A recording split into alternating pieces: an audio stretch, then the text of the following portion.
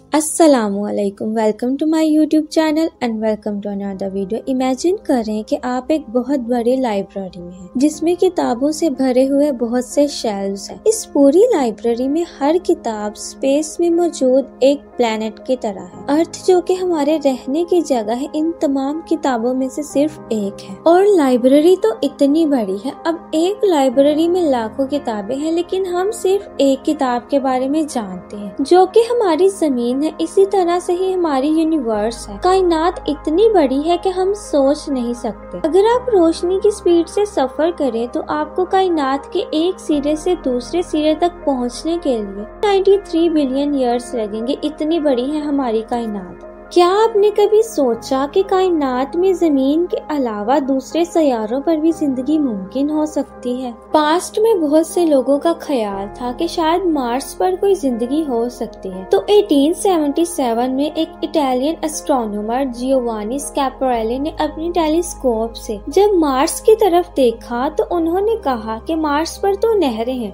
इसका मतलब था कि शायद मार्स पर कोई रहता है, लेकिन ये सिर्फ एक गलत फहमी थी। फिर 20वीं सेंचुरी के मिड में एक अमेरिकन एस्ट्रोनॉमर कार्ल सेगन ने इस कंफ्यूजन को दूर किया, ये कहते हुए कि मार्स पर नहरों को देखना सिर्फ नजरों का धोखा था। जैसे ही टेलीस्कोप टेक्नोलॉजी में एडवांसमेंट आई तो 1960 और 1970 के टाइम पीरियड में मार्स की वाज़ेह तस्वीर ली गई। देखा गया कि जिन लाइंस को लोगों ने नहरें समझ लिया था वो दरअसल कुदरती चीजें थी, जैसे वादियां, पहाड़ियां और हवा और मौसम के निशानात वगैरह। वीनस पर स्पेसशिप भेजने से पहले साइंटिस्ट ने वीनस की तरफ अर्थ से देखा। उन्होंने देखा कि वीनस साइज और अपीयरेंस में अर्थ की ही तरह है और ये सोलर सिस्टम में जमीन के करीब है। तो उन्होंने सोचा कि ये शायद अर्थ की तरह है, लेकिन जब नासा की मैजेलन स्पेसक्राफ्ट विजिट के लिए गई तो पता चला कि वीनस का टेम्परेचर बहुत गर्म है और हवा बहुत थिक है। टेम्परेचर इतना गर्म है कि वो सीसा को भी पिघला सकती। सीसा जो कि एक धात है, उसे 327.5 डिग्री सेल्सियस टेम्परेचर तक पिघलाया जाता है, लेकिन वीनस का टेम्परेचर इतना हॉट है कि सीसा को भी पिघला दे। ये थे कुछ हिस्टोरिकल कंफ्यूजन्स जिन्हें गुजरते वक्त के साथ साथ दूर कर दिया। 25 दिसंबर 2021 में नासा ने जेम्स वेब टेलीस्कोप को स्पेस में भेजा। इस टेलीस्कोप के स्पेस में जाने के बाद अब ऐसा लगता है कि शायद जल्द ही कोई दूसरी दुनिया मिल जाए। ये टेलीस्कोप अर्थ से 1.5 मिलियन किलोमीटर दूर है। ये सूरज के गिर्द घूमती है। इंफ्रारेड लाइट में यूनिवर्स को देखने के लिए इस टेलीस्कोप को डिजाइन किया गया है। हबल स्पेस टेलीस्कोप के मुकाबले में ये बहुत पुरानी, दूर दराज और मध्यम चीजों को देख सकती है। ये टेलीस्कोप हमें उन सितारों और गैलेक्सीज को देखने में मदद देती है जो बहुत अरसा पहले से मौजूद है। इस टेलीस्कोप के थ्रू हम प्लैनेट्स के इर्द गिर्द की हवा के बारे में भी जान सकते हैं कि क्या इन प्लैनेट्स की हवा में वो इंग्रेडिएंट्स हैं जो जिंदगी के होने के लिए बहुत जरूरी है। नासा की इस जेम्स वेब टेलीस्कोप ने हमारे सोलर सिस्टम से बाहर के एक्सोप्लैनेट पर जिंदगी ढूंढने की उम्मीद पैदा की है। एक्सोप्लैनेट वो प्लैनेट होता है जो किसी स्टार के गिर्द घूमता है, ना कि किसी सूरज के। हमारे तमाम प्लैनेट सूरज के गिर्द घूमते हैं, लेकिन जो प्लैनेट सूरज के गिर्द नहीं घूमते वो एक्सोप्लैनेट्स कहलाते हैं। हमारे सोलर सिस्टम से दूर एक एक्सोप्लैनेट है जिसे K2-18b कहा जाता है। ये एक्सोप्लैनेट एक रेड ड्वार्फ स्टार के गिर्द घूमता है। इस स्टार को K2-18 कहते हैं। ये सितारा जमीन से 124 लाइट ईयर्स के फासले पर वाक़ है। लाइट ईयर का मतलब ये है कि अगर हम रोशनी की रफ्तार से जमीन से इस स्टार की तरफ ट्रैवल करें तो हमें 124 साल लगेंगे वहां तक पहुंचने के लिए। एक केपलर स्पेस टेलीस्कोप जिसे 2009 में खला में भेजा गया था, उन प्लैनेट्स का पता लगाने के लिए जो स्टार के गिर्द घूमते हैं। इस टेलीस्कोप के जरिए सबसे पहले इस एक्सोप्लैनेट का पता लगाया गया था कि ये एक ऐसा प्लैनेट है जो जमीन के मुकाबले में तकरीबन 8 टाइम्स बड़ा है। इससे मिनी नेपच्यून का निकनेम दिया गया था क्योंकि ये अर्थ से बड़ा है और नेपच्यून से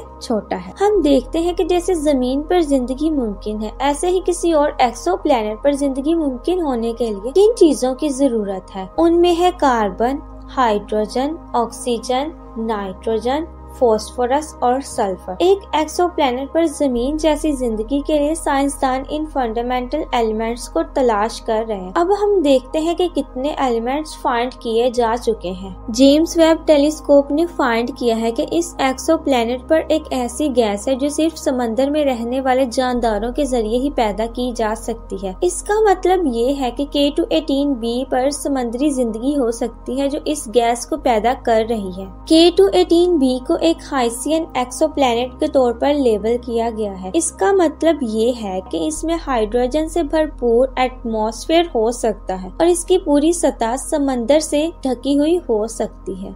ये एक्सोप्लैनेट K2-18b एक कूल ड्वार्फ स्टार K2-18 के गिर्द घूमता है। ड्वार्फ स्टार एक किस्म का सितारा है जो छोटा और ठंडा होता है, जैसे सूरज एक सितारा है लेकिन वो गर्म है। ये एक्सोप्लैनेट एक ठंडे सितारे के गिर्द हैबिटेबल जोन में घूम रहा है। हैबिटेबल जोन से मुराद ये है कि ये एक्सोप्लैनेट स्टार के ना तो बहुत करीब है और ना ही बहुत दूर। अगर सन की बात की जाए, सन बहुत गर्म है। अगर अर्थ सूरज के बहुत करीब आ जाए तो इसका टेम्परेचर बहुत गर्म हो जाएगा और पानी भाप बनकर उड़ जाएगा और इस टेम्परेचर में जिंदगी मुमकिन नहीं। और अगर सूरज से जमीन बहुत दूर चली जाए तो इतना ठंडा टेम्परेचर हो जाएगा, पानी भी जम जाएगा और पानी के बगैर जिंदगी मुमकिन नहीं। जिंदगी वहाँ ही मुमकिन होती है जहाँ स्टेबल एटमॉस्फेयर हो। इसी तरह से ये एक्सोप्लैनेट है, ये बिल्कुल स्टेबल प्लेस पर है। आना है कि हो सकता है कि यहाँ पानी मौजूद हो और जिंदगी मुमकिन। जेम्स वेब टेलीस्कोप ने 2023 में इस एक्सोप्लैनेट में बहुत ज्यादा मीथेन और कार्बन डाइऑक्साइड पाया। इसके अलावा डाइमेथल सल्फाइड की मौजूदगी का भी इशारा दिया है, लेकिन इसकी अभी तक मुकम्मल यकीन के साथ तस्दीक नहीं हुई है। रिसर्चर्स आने वाले सालों में इन तमाम पहली डिस्कवरीज को दोबारा चेक करेंगे। वो मजीद सैयारों को देखना चाहते हैं जो जमीन की तरह जिंदगी को सहारा देने के लिए बिल्कुल सही है। So thank you so much for watching. Allah Hafiz.